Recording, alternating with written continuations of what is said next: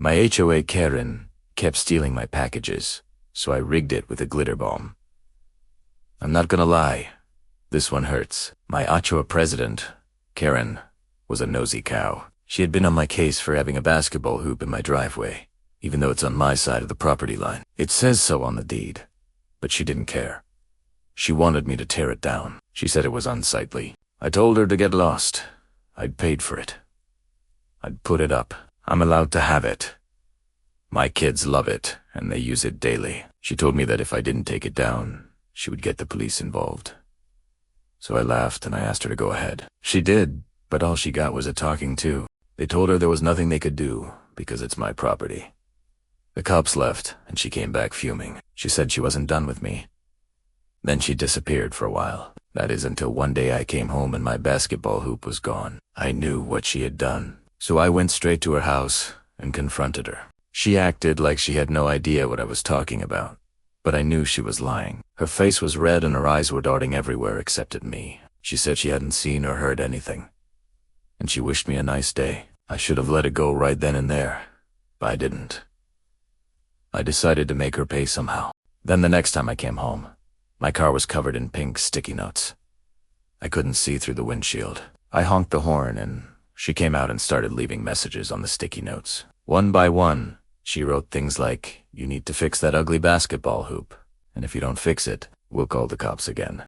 But this time, she took it too far. My wife uses our car to deliver wedding cakes for her cake business, and these sticky notes ruined a big delivery. She ended up losing thousands of dollars because she was late, and the bride was furious. My wife was devastated.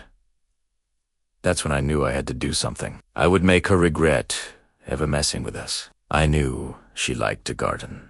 My wife even saw her planting flowers the other day, so I ordered some highly concentrated flower seeds from Amazon. These weren't just any flower seeds. Oh no, these were giant smelly ones.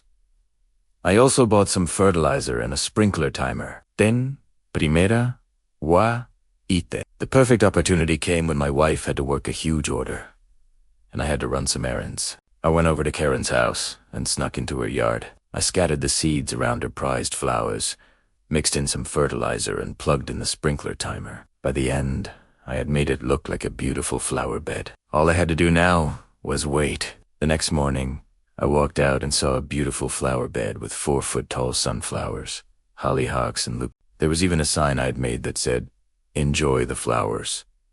Love." Hope she must have planted them herself. I had picked the biggest, smelliest flowers I could find, and by lunchtime, her entire neighborhood smelled like dirty socks. Ihust smiled. She had started it. This was my HOA after all. Meanwhile, the nerve of some people. What are some of the most evil things people have done to their HOA? Let's start with this story from B.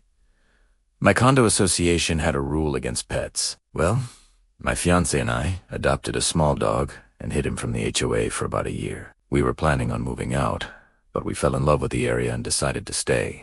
We asked the HOA if we could get an exception to the rule and keep our dog. They said no. We weren't going to move just because they said so, so we decided to fight them. We found out they had a rule about noise, too. So every single night for a month, we would crank up the volume on our speakers and blast music and TV shows. We would do this until 2 or 3 a.m. every single night. They sent us letters saying that we violated the noise clause, and we just replied that they violated our civil rights by denying us a reasonable accommodation. Then we turned up the volume more. After a couple weeks, they sent us a letter basically saying that if we would lower the volume, we wouldn't be fined for breaking the rules. At the same time, we sued them for discriminating against us because of a disability. You see, my fiancé is deaf and does hearing aids. Our dog alerts her to things like doorbells and smoke alarms and other noises that she couldn't hear. If we got kicked out, she would lose her service animal and become disabled.